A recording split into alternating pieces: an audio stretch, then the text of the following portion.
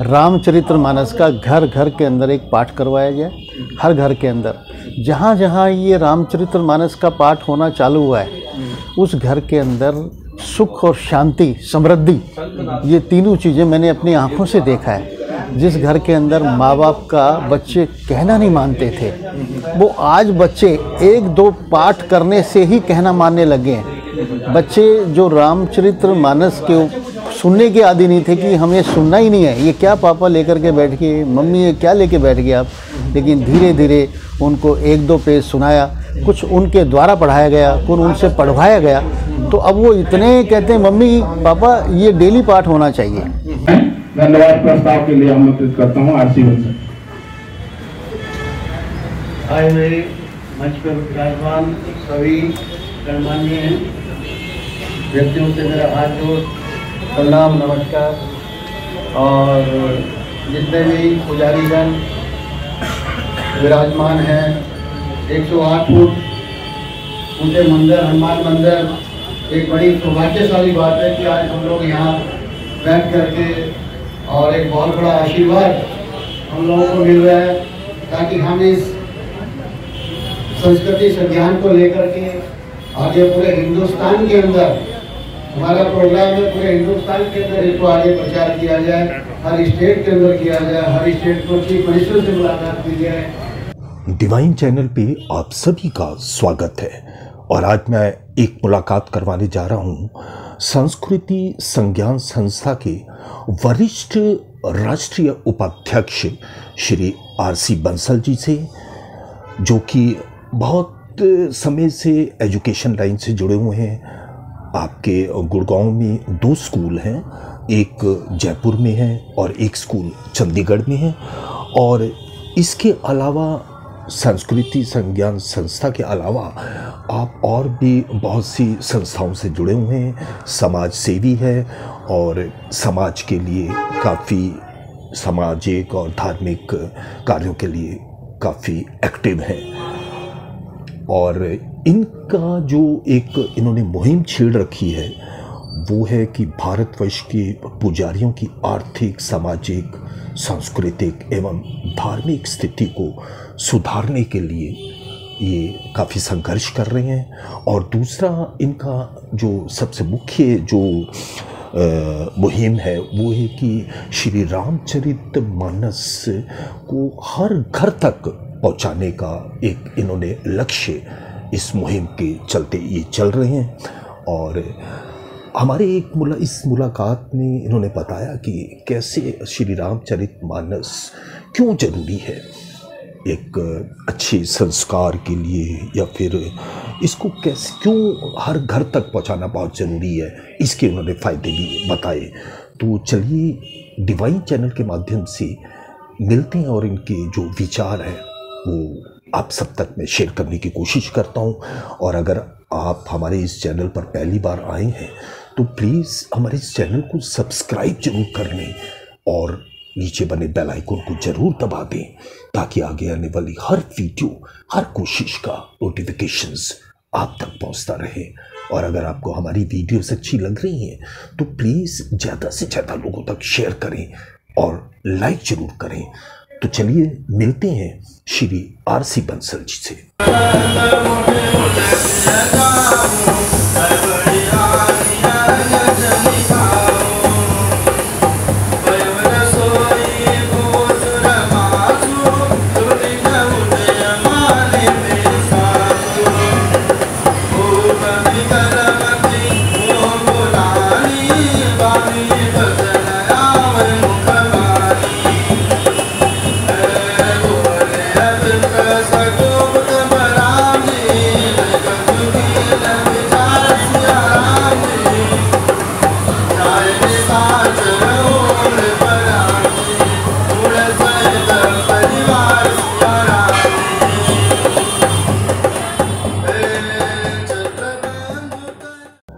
जय श्री राम। जय श्री राम।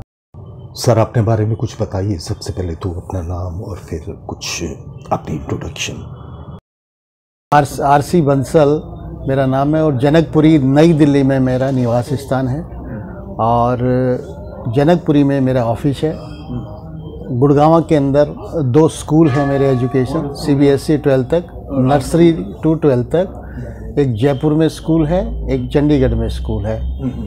और एजुकेशन लाइन में हम काफ़ी समय से जुड़े हुए हैं और काफ़ी संस्थाओं से मैं जुड़ा हुआ हूँ। अभी आज का जो प्रोग्राम है संस्कृति संज्ञान, उसके अंदर मैं वरिष्ठ राष्ट्रीय उपाध्यक्ष हूँ और बहुत ही अच्छा हमारा इसका एक उद्देश्य लेके चल रहे हैं कि पुजारियों को एक गवर्नमेंट की तरफ से एक मंथली सैलरी दिलवाया जाए हर स्टेट के अंदर, केवल दिल्ली के अंदर नहीं, ऑल ओवर इंडिया के अंदर।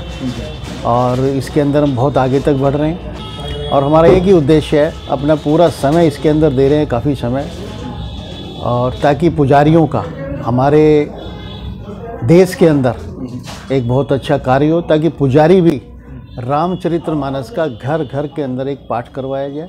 हर घर के अंदर जहाँ जहाँ ये रामचरितमानस का पाठ होना चालू हुआ है, उस घर के अंदर सुख और शांति, समृद्धि, ये तीनों चीज़ें मैंने अपनी आँखों से देखा है। जिस घर के अंदर माँ बाप का बच्चे कहना नहीं मानते थे, वो आज बच्चे 1-2 पाठ करने से ही कहना मानने लगे हैं। बच्चे जो रामचरितमानस के सुनने के आदी नहीं थे कि हमें सुनना ही नहीं है, ये क्या पापा लेकर के बैठ गए, मम्मी ये क्या लेके बैठ गए आप, लेकिन धीरे धीरे उनको 1-2 पेज सुनाया, कुछ उनके द्वारा पढ़ाया गया, कुछ उनसे पढ़वाया गया, तो अब वो इतने कहते हैं मम्मी पापा ये डेली पाठ होना चाहिए। तो इससे उनको एक शारीरिक मानसिक जो तनाव थे वो भी कम हुए हैं। ये मैंने अपने ही घर में नहीं देखा, बहुत घरों के अंदर, जहाँ जहाँ हम लोग पार्क के अंदर भी ये चीज़ करते हैं और ट्रेन में, हवाई जहाज़ में, जहाँ भी जाते हैं इस चीज़ का प्रचार प्रसार करते रह रहे हैं, रेगुलर कर रहे हैं हम, और बहुत अच्छे लोग जुड़ते जा रहे हैं। और मुझे ईश्वर से ये प्रार्थना करता हूँ कि हमारी ये संस्था है ये बहुत आगे तक बढ़े और ईश्वर हमारे को शक्ति दे और सबका सहयोग हमें मिले, और हमारे पुजारी लोग भी हर घर घर के अंदर ये रामचरितमानस का पाठ करवाएं। पुजारियों की बहुत योगदान है, कारण कि बच्चा शिक्षा लेता है टीचर से, टीचर ही पढ़ा सकता, माँ बाप उसको नहीं पढ़ा सकते, पढ़ाएंगे लेकिन बहुत कम। लेकिन जो टीचर पढ़ा देगा, जो स्कूल में सीख करके आएगा, वो उसके दिमाग में और जहन में बिल्कुल फिट बैठ जाएगी।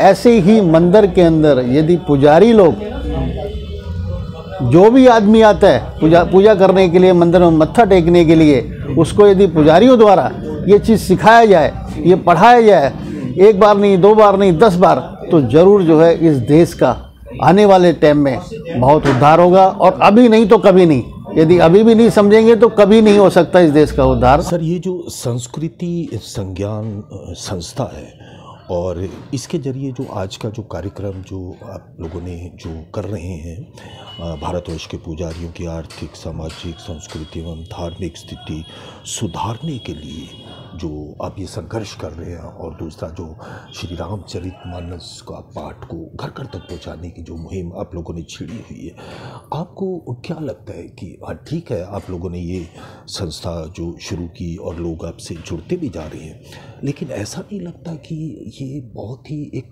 कठिन कार्य है, एक संघर्षमय है, ये मतलब इतना आसान नहीं? ये बहुत ही कठिन कार्य है। लोग भी पहले बोले कि आप कैसे कामयाब होंगे, कौन आपके साथ पुजारी जुड़ेंगे, किसी के पास टाइम ही नहीं है पुजारियों के पास में, आपके मीटिंगों में कोई आएगा ही नहीं है। लेकिन जैसे जैसे हमने प्रचार किया तो हर महीने हम कहीं ना कहीं प्रोग्राम करते हैं और कम से कम 150 से 200 मंदिर के पुजारी हमारे प्रोग्राम में रहते हैं, और आगे आगे हमें ये विश्वास है। और इस हनुमान मंदिर में आज हम बैठे हुए हैं, करोल बाग, रानी झांसी रोड पे 108 फुट हनुमान मंदिर है, 108 फुट हनुमान। हाँ, उसके अंदर हम बैठ करके मैं ये वादा करता हूँ कि इसको बहुत आगे तक ले जाएंगे और जल्दी ही ले जाएंगे, और सेंट्रल गवर्नमेंट से भी इसकी ओर हाथ दिलवाएंगे, और सभी पुजारियों को इसको एक गवर्नमेंट के लॉ के अंदर इसको डाल देंगे कि भाई ये इसके बगैर कुछ नहीं हो सकता, आपको ये करना ही पड़ेगा। सेंट्रल गवर्नमेंट भी करेगी, ऑल ओवर स्टेट के जितने भी चीफ मिनिस्टर हैं वो भी इसको कार्य को करेंगे, और हमारी बात को उनको मानना पड़ेगा। नहीं मानेंगे तो फिर कभी भी ज़िंदगी के अंदर ये काम नहीं हो सकता। फिर आने वाले टाइम में हिंदुओं का ईश्वरी मालिक है, कुछ नहीं हो सकता। यदि आप श्री रामचरितमानस पढ़ने के आपने बहुत से फ़ायदे भी गिनवाए, उनके क्या क्या जो हर घर में उनको बहुत ज़रूरी है, इसकी भी आपने मुहिम छेड़ रखी है कि श्री रामचरितमानस को कैसे घर घर तक पहुंचाया जाए ताकि हमारी युवा पीढ़ी उनमें अच्छे एक संस्कार आएँ, वो अपनी संस्कृति को समझें। क्योंकि आज के टाइम पे देखा जाए तो युवा पीढ़ी जो है वो वेस्टर्न कल्चर की तरफ भागती जा रही है, और इसके लिए बहुत ज़रूरी है कि घर घर में श्री रामचरितमानस का पाठ हो और हम जो अपनी संस्कृति, अपनी कला, अपने धर्म, ये एक धरोहर को हम जिंदा रखें। आपको क्या लगता है कि ये बहुत बड़ी मुहिम है, ये कैसे संभव हो पाएगी? अभी देखिए कि हर घर में हिंदुओं के 1 या 2 बच्चों का रिवाज आ गया है, ये सबसे गलत है। मेरी एक संस्था है, उस संस्था के अंदर अग्रवाल ऑल ओवर इंडिया, उसमें मैंने मुद्दा उठाया कि हम 2 हमारे 3 5 बच्चे होने, 5 बच्चे मेंबर होना बहुत ज़रूरी, नहीं तो हमारी जनसंख्या का बुरा हाल हो जाएगा। और बच्चों को अच्छे संस्कार डालने के लिए हम बहुत कोशिश कर रहे हैं। और रामचरितमानस तो एक ऐसा उसमें दिया हुआ है कि जो इंसान एक बार पढ़ गया तो वो 10 लोगों को तो कम से कम जोड़ देगा। इतनी बढ़िया चीज़ उसमें दिया हुआ है, लेकिन उसको जोड़ने वाले चाहिए। शुरुआत करने की देर है। शुरू हो गया तो फिर तो इसको अपने आप ही वो हर जगह बच्चे भी, आज के बच्चे क्या है, काम करके राजी नहीं है, मंदिरों में जाके राजी नहीं है। यदि बच्चे मंदिरों में नहीं जाएंगे तो उन मंदिरों को क्या होगा? मंदिर में कौन आएगा आगे आने वाले टाइम में? हमारी जो जनरेशन है 60 ईयर्स, आने वाले 15 से 20 साल बाद ये तो जनरेशन ख़त्म हो जाएगी। सबसे बड़ी सोचने वाली बात है कि आने वाले 15 से 20 साल बाद ये जो हम सिखा रहे हैं आज, हम लिए कुछ धरोहर छोड़ के जाना बहुत ज़रूरी है, और उनको सिखाना बहुत ज़रूरी है। ये हम लोगों का एक दायित्व बनता है, हम लोगों की एक जिम्मेवारी बनती है सबकी। इसके अलावा आप और किस सामाजिक संस्थाओं को देख रहे हैं, उनसे जुड़े हुए हैं? मैं करीब 8-9 संस्थाओं से जुड़ा हुआ हूँ, और आज से नहीं, काफ़ी समय से। किसी को 15 साल हो गए, किसी को 20 साल हो गए, काफ़ी संस्थाओं से। कुछ संस्थाओं के बताएंगे? एक अग्रवाल समाज है हमारा ऑल ओवर इंडिया लेवल पे, उसमें जुड़ा हुआ हूँ। एक ग्रीन इन्वायरमेंट है ऑल ओवर इंडिया के अंदर कि हमारे पोल्यूशन बहुत है देश के अंदर, बढ़ता जा रहा है, उसके ऊपर जुड़े हुए हैं। एक समाज के अंदर जो गरीब तबका है उसको कैसे उठाया जाए, उनको फ्री में तो सब चीज़ मिल रही है कि राशन भी फ्री मिल रहा है, सब कुछ फ्री मिल रहा है, लेकिन उससे कुछ परिवार ख़राब भी हो रहे हैं। क्यों? क्राइम कर रहे हैं। वो कमाने की ज़रूरत नहीं है, आज उनके पास सब चीज़ है, 2 व्हीलर है, 4 व्हीलर है, अच्छी कमाई है, लेकिन एक आदत पड़ गई है कि हमें फ्री में सब चीज़ मिल रही है। वो फ्री में लेकर के बाहर बाज़ार में बेच करके आते हैं। तो ये बहुत ज़रूरी है कि जो तबका गरीब है उसी को ही फ़ायदा मिले, जिसके पास सब कुछ है वो फ़ायदा इस चीज़ का ना उठाएं। तो मेरी उनसे भी एक हाथ जोड़ करके एक प्रार्थना है उन लोगों से। आप एजुकेशन लाइन से बहुत समय से जुड़े हुए हैं, तो जहाँ तक मैं सोचता हूँ कि बच्चों को शिक्षा तो स्कूलों में मिल जाती है, लेकिन डिग्रियाँ भी मिल जाती हैं, लेकिन शिक्षा के अलावा भी और बड़ी ऐसी जो शिक्षा देने की एक अलग से एक ज़रूरत है, जिसमें वो हमारे संस्कार, हमारी संस्कृति, हमारे कल्चर को समझें बच्चे, ताकि उस चीज़ को, उस धरोहर को आगे वो बढ़ाएं, उसको ज़िंदा रखें। तो आप अपने स्कूलों में एजुकेशन के अलावा क्या ऐसी कुछ और एक्टिविटीज़, कल्चरल या फिर ऐसी धार्मिक या फिर ऐसे कुछ संस्कार, जिससे स्किल्स हो गया, ऐसी कुछ एक्टिविटीज़ भी आप करवाते हैं सर? हम लोग क्या करते हैं, कोई भी बच्चा यदि कमज़ोर है हम उसको होमवर्क नहीं देते। हमारा पेरेंट्स टेंशन फ्री प्रोग्राम है। स्कूल के अंदर जो बच्चा कमज़ोर है उसको एक्स्ट्रा क्लासेज दी जाएगी, लेकिन उसके कोई एक्स्ट्रा चार्जेस नहीं है। जब बच्चों से पूछते हैं तो बच्चे आजकल छोटे छोटे बच्चे टेंशन में रहते हैं, माँ बाप की टेंशन, पढ़ाई की टेंशन, मोबाइल के अंदर बहुत कुछ देख लेते हैं, मोबाइल नहीं छोड़ते। सबसे बड़ा तो ये काम हो गया कि मोबाइल नहीं छोड़ते बच्चे, तो मोबाइल से टेंशन में जा रहे हैं। इसकी जो रेंज है बहुत नुकसान करती है, हम लोग सुनते हैं, देखते हैं मीडिया के अंदर। तो वो चीज़ हम बच्चों के अंदर एक स्पोर्ट्स का काम करते हैं, म्यूजिक का काम कर रहे हैं, डांसिंग का काम कर रहे हैं, योगा का काम कर रहे हैं, और समय समय पे बच्चों को घुमाने के लिए जाते हैं, उनको बहुत अच्छा इन्वायरमेंट देते हैं, उनकी मेंटली जो परेशानी है उसको दूर करने की कोशिश करते हैं। और स्पोर्ट्स के अंदर सारे स्पोर्ट्स हम लोग करवाते हैं। क्रिकेट का हो गया, वॉलीबॉल हो गया, फुटबॉल हो गया, आपके जूडो कराटे हो गया, और अपनी सेफ्टी के लिए लड़कियां हैं उनको अपना सिविल डिफेंस वो हम लोग सिखाते हैं, मतलब स्किल्स वगैरह का। बहुत ही अच्छा, मतलब हमारा इस चीज़ में हर पेरेंट्स बड़ा खुश होता है ये चीज़ देख करके। आप एजुकेशन लाइन से जुड़े हुए हैं और बहुत सी सामाजिक संस्थाओं में भी आप सक्रिय हैं। आप अपने अनुभवों के आधार पर जो आने वाली नई पीढ़ी है, खासकर जो यंगस्टर पीढ़ी है, जो वेस्टर्न की तरफ ज़्यादा उनका ध्यान आकर्षित होता है, हालांकि कुछ लोग ऐसे भी हैं जो जिनमें जिज्ञासा है कि वो प्रभु श्री रामचरितमानस, बजरंगबली जी के बारे में जानना चाहती हैं। आप अपने अनुभवों के आधार पर हमारे इस डिवाइन चैनल के माध्यम से क्या मैसेज देना चाहेंगे, क्या संदेश देना चाहेंगे आप उनको? डिवाइन चैनल के माध्यम से मैं सबसे बड़ा संदेश ये देना चाहूँगा, अभी कल ही आपका वैलेंटाइन डे लोगों ने मनाया है, जो कि हमारे हिंदू धर्म में कहीं भी नहीं है। ये 446 साल पहले को इस नाम के वैलेंटाइन डे के नाम के किसी कंट्री के अंदर उनका नाम था, पैदा हुए थे। वो क्या कि ब्याह शादियां करवाते थे नौजवान लड़कियों की जो 10-12 साल 15 साल की एज होती थी। उनकी मृत्यु होने के बाद भी हम लोग उसको मना रहे हैं, जबकि उसका कोई उद्देश्य नहीं है हमारे समाज में मनाने का, लेकिन हमारे यहाँ एक भेड़ चाल चल रही है। मैं आज के नौजवान बच्चों को इस चैनल के माध्यम से हाथ जोड़ के प्रार्थना करता हूँ कि बच्चों, अभी आप माँ बाप का कहना मानिए, अपने दादा दादी का कहना मानिए। उन्होंने बहुत दुनिया देखी है और आपको अच्छी राह पे ले जाएंगे। थोड़ा बहुत समय निकाल के 1 घंटा आधा घंटा उनके साथ बैठिए सुबह शाम, आपकी लाइफ बदल दी जाएगी। और आने वाले टाइम में जब तक आप हनुमान चालीसा, धार्मिक हमारे जितने भी ग्रंथ हैं उसको नहीं पढ़ेंगे तो बहुत मुश्किल है आपके लिए। आज स्वास्थ्य क्या रह गया? आज जो है 50 के बाद तो बोनस है, आने वाली जनरेशन है वो 50 के बाद तो बोनस है उनके लिए। पहले की हमारी माताजी का भी देहांत हुआ है पिछले साल, वो 106 साल की थी और चाय अपने हाथ से बनाती थी।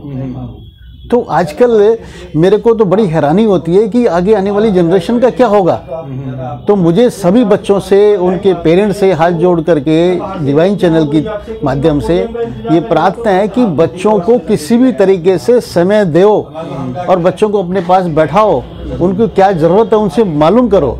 आजकल बच्चों से माँ बाप बहुत दूर हैं, टाइम नहीं दे पा रहे हैं, सर्विस जा रहे हैं दोनों हस्बैंड वाइफ, टाइम नहीं दे पा रहे हैं, मोबाइल पे लगे हुए हैं, बच्चे मोबाइल पे लगे हुए हैं। तो जब तक आप बच्चों में संस्कार नहीं डालेंगे, आने वाला टाइम आपको कमाने की फिर फ़ायदा क्या है? क्यों पैसे को इकट्ठा कर रहे हैं आप? पैसा आपको इकट्ठा करना ही नहीं चाहिए, जोड़ना ही नहीं चाहिए, जब आप बच्चों को टाइम नहीं दे रहे।